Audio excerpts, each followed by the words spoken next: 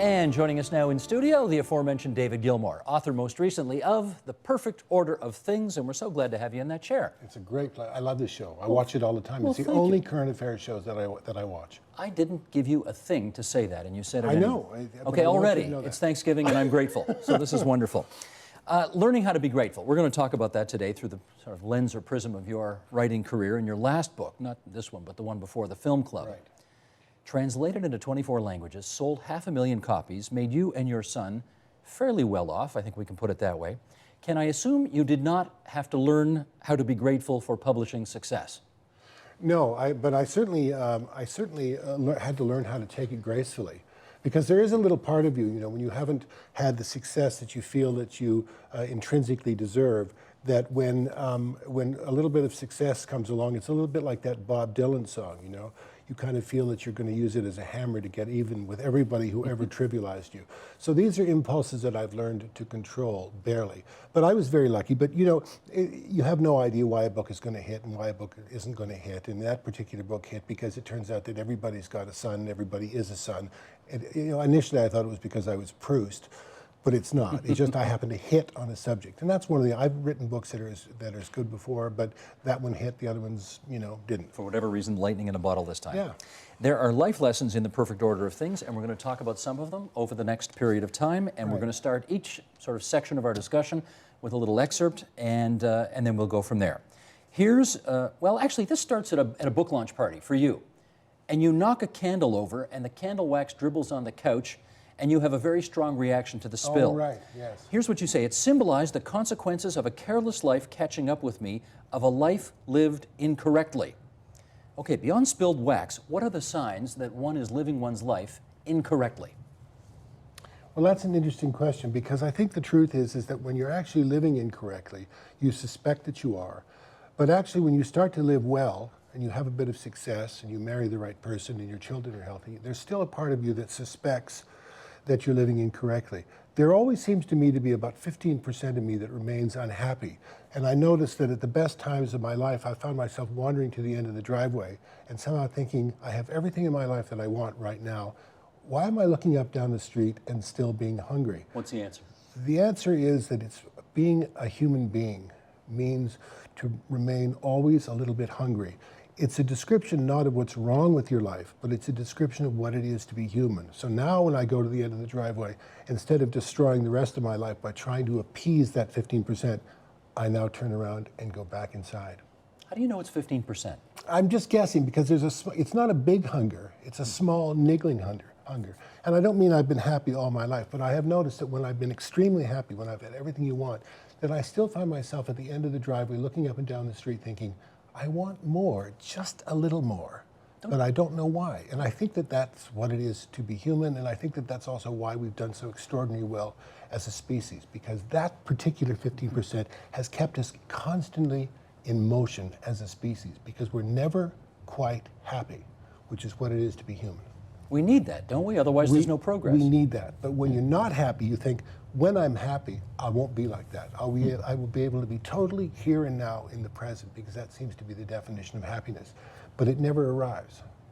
I don't know if this is accurate to say, so you tell me if this is the wrong adjective, but you had a background you had a privileged background, can I put it that way? Yes, no, I was... Went to Upper Canada College and... Yes, I grew up in a nice neighborhood, and my parents had lots of money, and I went to a private school, and I managed to turn all of those things into a deficit almost immediately by the time I was 20. Well, that was actually on the opposite side of what I was going to ask you, which is, having wealth and privilege, does that help you to lead or give you a head start in leading a good and noble life? Steve, I don't know why it is, but rich boys seem to feel sorry for themselves.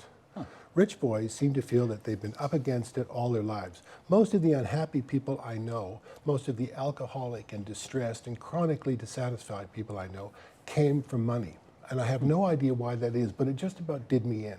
The sense that for some reason I had so many things given to me that life was in itself an unsatisfying experience. Whereas if you go to a place like Cuba and they have absolutely nothing and everybody seems to be running around having quite a good time, you think, I missed the ball here. 15% is more like 75%. Yeah, but they don't have time to think of the 15% down there. Yeah. They're too busy getting stuff to eat and looking after their children. It's only us rich boys that kind of look up and say, am I happy enough? And that's the beginning of your undoing. Here's question number 2. Happiness is fragile. Many of the life lessons that you learn in your book are brief asides like this one. It takes years to build a good life, a long weekend to wreck it. Yeah, you know, and once again, I don't want to be on your show and talk as if I'm kind of Zarathustra and I figured it all out and I'm going to start my own church now. But I have learned through a great deal of suffering and a great deal of self-inflicted pain that there's certain things you can't do. And very simply, you know, I'm married to a wonderful woman right now, and when I finally got her, and it took me years to get her because she was interested in a man who didn't have 7 ex-wives and drinking and drug issues. She wanted a nice doctor or a dentist. I finally persuaded her to marry me, but she said, look, there's a little list. Here's a list of things you can't do. Now, you What's must on the agree list? to this list.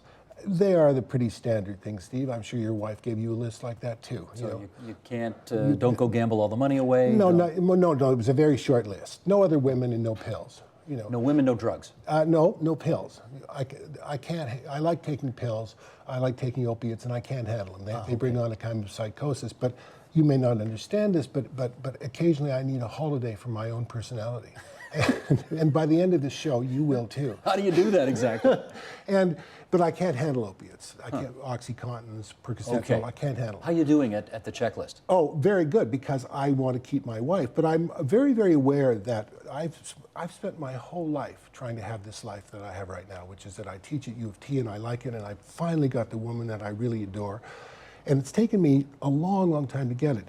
In one weekend, when my wife went away, I could undo my entire life. I could just get out that little list and do all the things on it, and by Monday morning, this life that I have spent my whole time building towards will be gone, and it will be gone. So Why would you want to do that, though? Because it's the 15%, Steve. It's like I'm happy, but I could be just a little bit happier. So this time, instead of turning around at the end of the driveway and going back into the house, I'm going to go 2 blocks down the street and see if I can find that 15%.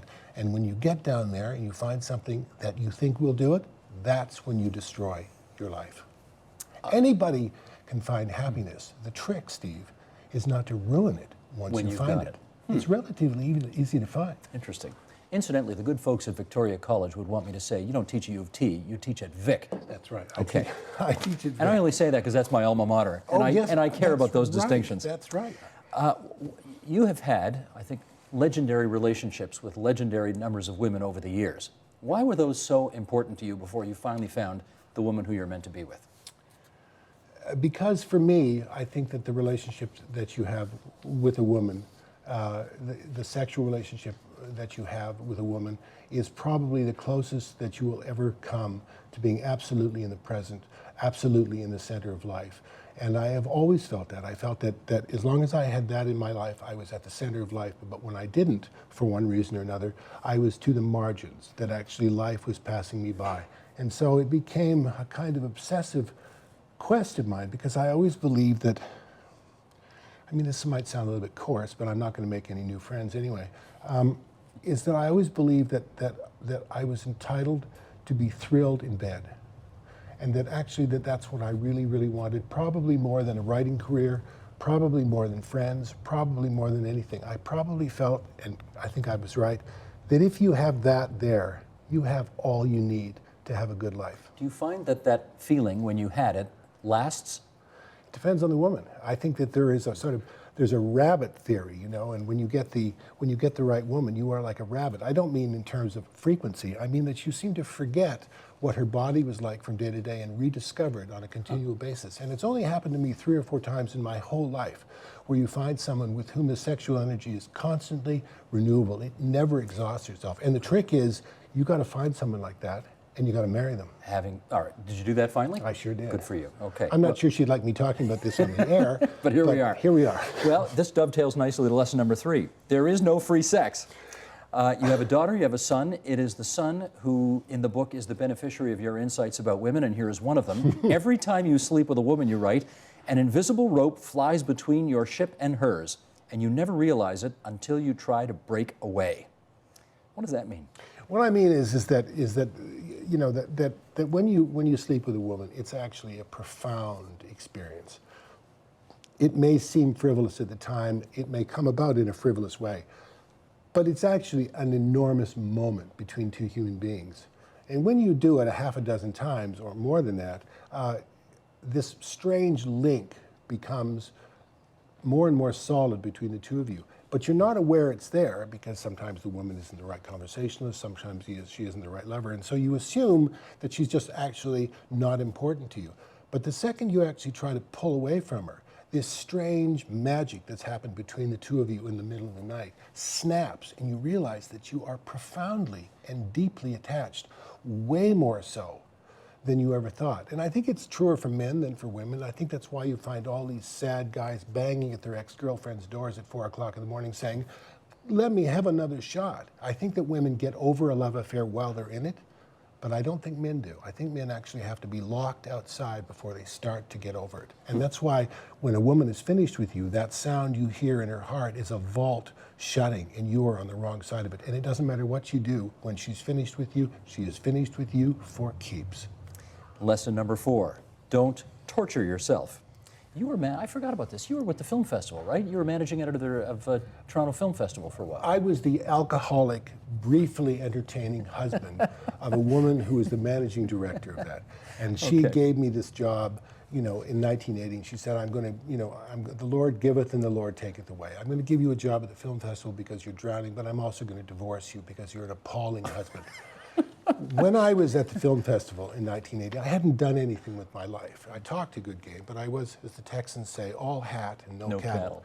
And I was the guy that was going to do interesting things but hadn't, and I was already 30 years old. And so I began to feel this appalling sense of self-loathing and marginalization because everybody at the film festival, there were directors and actors and stars, everybody was doing things and doing interesting things except for me. So, years later, when I went back there as a journalist to cover the festival, I kind of imagined it would be Caesar's triumphant return to Rome. You know, here am I, look at me, I've come back a winner. But my body forgot that. My body went right back to 1980 and thought, it's still happening. You're still a loser, you're still unaccomplished, you're still to the side of life. And I realized that your body never forgets any pain. And if you put it in a situation which triggers those old responses, it will forget everything that's happened in between time. So what I finally learned about the Toronto Film Festival is that every time I go there, I physically feel nauseated, a kind of dread and a sense of a wasted life comes over me. Instead of trying to conquer it, I finally realized one day, don't go to the festival anymore. Stay away from places that make you feel bad. Well, here's the quote. Old girlfriends' apartments, old high schools where you failed, festivals where you felt like a loser. Your body will always go back to the initial pain. It doesn't care about all your triumphs. It only remembers your pain. Here's the quote for don't torture yourself, which is about what you're saying. And there it was again, this feeling of being slowly poisoned, of being excluded from something, that the center of life was elsewhere, up on stage, and that I, along with all the other anonymous people in the audience, was stuck in the marshes, the shallows. And this was after I'd published about 5 or 6 books, after I'd been working on national television for 10 or 15 years. But my body just chose to ignore all that, and finding itself back in the same situation said, you're here. That's pretty depressing. If It you was think about it. horrible. You can't get away from it. Eh? It's like being poisoned. So instead of beating yourself up about it, what you do is avoid the places and the people who make you feel like that. Okay, into the home stretch here.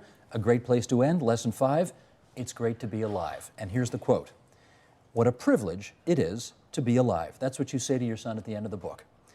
And it seems like you've taken a long time to figure out that that's where it's at.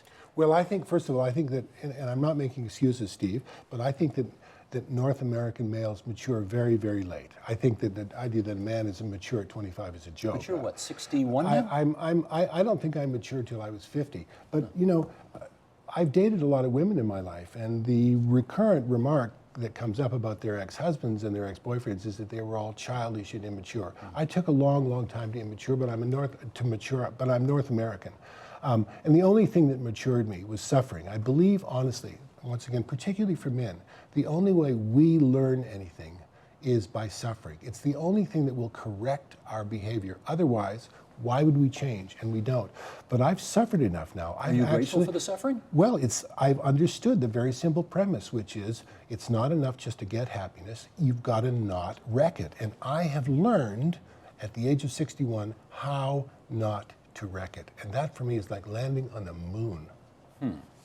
Okay, Neil Armstrong, then talk about this one then. You've recently said, what a wonderful life I've had. I only wished I'd realized it sooner. Yeah, don't we all? Don't we all? Simply because I wish I had realized. It sounds like we're not capable of it if we don't mature until our 50s. If we don't suffer, if we don't have these, if women don't abandon us and jobs don't leave us and opportunities fly in our face, you know, because you make the same mistakes over and over and over again, and then the 21st time you're about to make the same mistake, you go, you know what? If I do that, the results will be the same. I don't think I'm stupid. I think I'm just slow to learn, as I think most men are. How old is your son now? My son is 25, and he is making precisely the same mistakes than I am, but he's making them faster, and he moves on to the next stage more quickly.